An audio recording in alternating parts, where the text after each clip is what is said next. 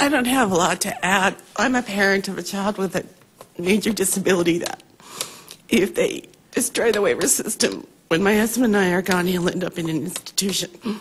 I've seen a lot of cuts in Medicaid, and I've seen some of the supplies that he needs.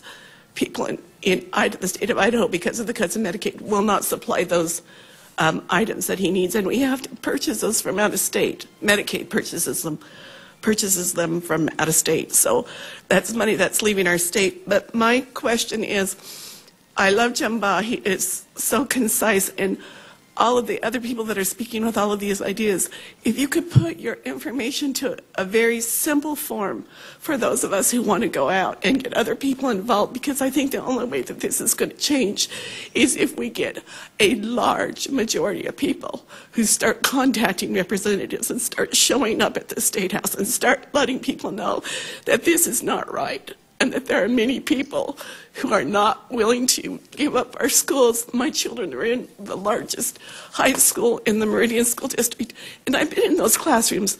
There's not room for one more student in those classrooms. They have desks lining the wall. You can barely walk in. It's not a very good environment now because there's so many kids in there that I don't know how they learn being that squashed together.